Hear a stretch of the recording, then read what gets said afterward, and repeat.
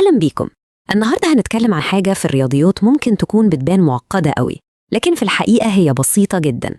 هنتكلم عن الأسس. يلا بينا نكتشف إزاي المفهوم ده هو مجرد اختصار عبقري بيوفر علينا وقت ومجهود كبير. خلينا نبدأ بلغز صغير كده.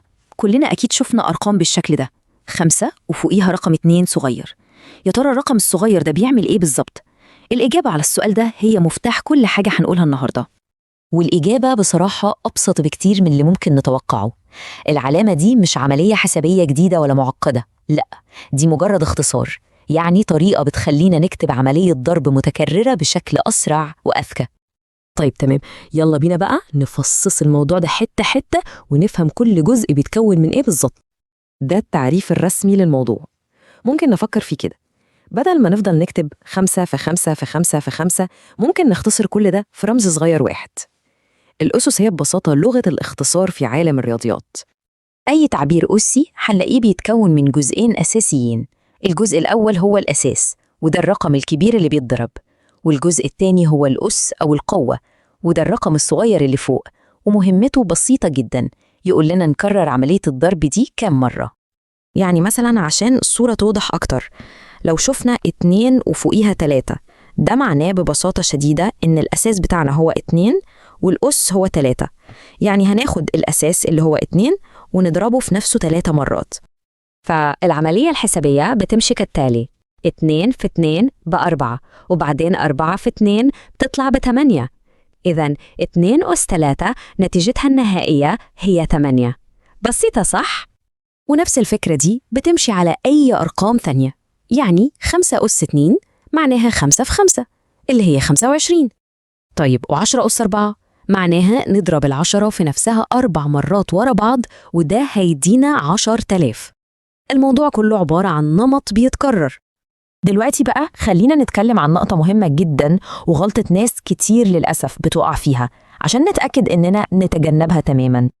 أكبر خطأ ممكن يحصل هو إننا نتلخبط ونضرب الأساس في الأس على طول. يعني 2 أس 3 مش معناها أبداً 2 في 3. لا، ده غلط خالص. الصح هو إننا نضرب الأساس في نفسه عدد المرات اللي بيقول عليه الأس. دي أهم معلومة لازم نطلع بيها من الشرح ده. الأسس هي لغة للضرب المتكرر، مش الضرب العادي. أول ما القاعدة دي تثبت في دماغنا، الموضوع بيبقى سهل جدا ومستحيل نتلخبط فيه تاني. طيب، هل الكلام ده مجرد أرقام بنشوفها في كتب الرياضيات وخلاص؟ لا طبعاً. خلينا نشوف إزاي الأسس دي موجودة حوالينا في حاجات بنستخدمها وبنشوفها كل يوم. الحقيقة إنها موجودة في كل مكان، من أول حساب مساحة أي مربع اللي هي ببساطة طول الضلع أس 2، لحد ما نحسب حجم المكعب اللي هو طول الضلع أس 3. لكن يمكن الاستخدام الأهم والأكثر تأثيراً موجود في قلب التكنولوجيا اللي في إيدينا كلنا. في عالم الكمبيوتر والبرمجة، الأسس مش مجرد مفهوم، دي ليها دور محوري وأساسي. كل حاجة تقريباً من أول سعة التخزين لحد سرعة المعالج مبنية على المفهوم ده. طيب بصوا كده على الرقم ده، 1024. ممكن يبان إنه رقم عشوائي، لكن لو حد ليه في الكمبيوتر أو الجيمينج أكيد الرقم ده مش غريب عليه. إيه سر الرقم ده بالذات؟ السر إن الرقم ده مش عشوائي خالص. ده ببساطة هو ناتج ضرب 2 في نفسها 10 مرات، يعني 2 أس 10. وده السبب إن كل وحدات التخزين الرقمية مبنية عليه. الكيلو بايت هو 1024 بايت، والميجا بايت هو 1024 كيلو بايت، وهكذا. العالم الرقمي كله بيتكلم بلغة الأسس المبنية على الرقم 2. طيب في النهاية ليه أصلاً مهم إننا نفهم فكرة زي دي؟ الموضوع أعمق بكتير من إنه مجرد عملية حسابية.